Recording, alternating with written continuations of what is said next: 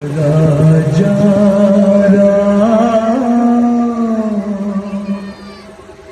पतित पावन सीताराम ईश्वर अल्लाह तेरे नाम सबको सन्मति दे भगवान। बेटा राम, बेटा राम, राम उठो राम। हाँ हाँ, आप कौन हो? मैं मोहनदास करमचंद गांधी हूँ। मोहनदास करमचंद गांधी अर्थात महात्मा गांधी? हाँ बेटा, लोग मुझे इसी नाम से ही पहचानते हैं। बेटा इधर आओ, तुम क्यों उदास लग रहे हो? बापू, बात यह है कि कल आजादी का पर्व है और मुझे कल स्कूल में उसके बारे में कुछ बोलना है, इसलिए। उसमें क्या बड़ी बात है, आजादी के बारे में कुछ बोल देना। लेकिन बापू, क्या सच में हम आजाद हुए हैं?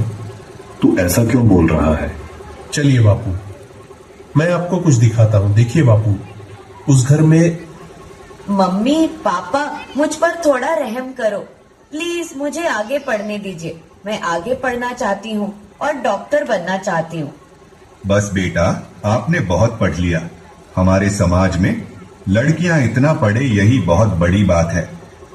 पढ़ना लिखना छोड़ो और अपनी शादी के बारे में सोचो।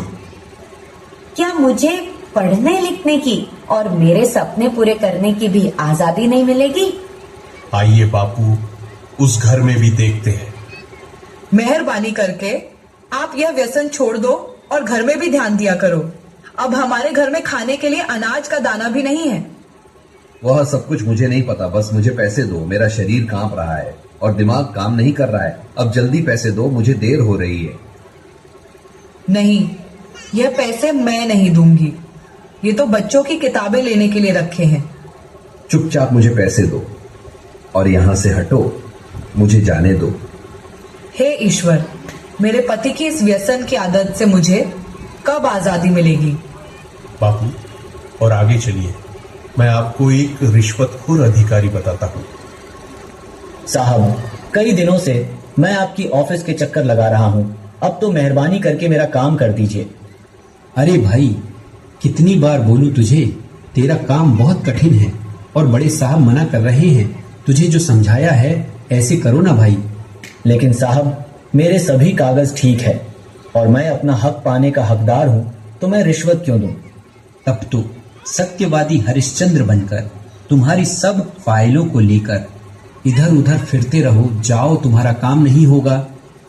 हे ईश्वर, हमारे जैसे ईमानदार लोगों को ऐसे रिश्वतखोर अधिकारियों से कब आजादी मिलेगी? चलो बापू आगे। अरे भैया, ठीक से तोल माप किया करो। गेहूं और चावल तो मिले, पर दूसरी चीज कहां पर है? अरे भैया, आपको जल्दी आना चाहिए ना। बाकी सामान तो सब खत्म हो गया है।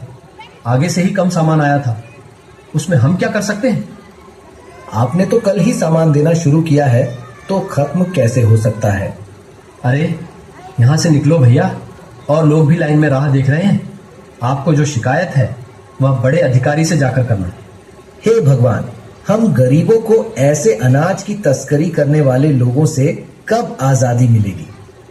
देखा ना बापू आपने, क्या आपको लग रहा है कि सच में हमारा देश आजाद हुआ है? आज के समय में भी लड़कियों को पढ़ने की आजादी नहीं है। आज के समय में बहुत सारे लोग व्यसन के अधीन होकर अपने घर की जिम्मेदारी को भूल रहे हैं। यहाँ पर सरकारी अधिकारी भी रिश्वत लेकर अपना काम करते हैं। अनाज बेचने वाला भी अनाज की तस्करी करके गरीबों का अधिकार छीन रहे हैं। क्या हम सच में आजाद हुए हैं? हमें देखनी है आजादी हर हाल में। हमें देखनी है, हमें देखनी है आजादी।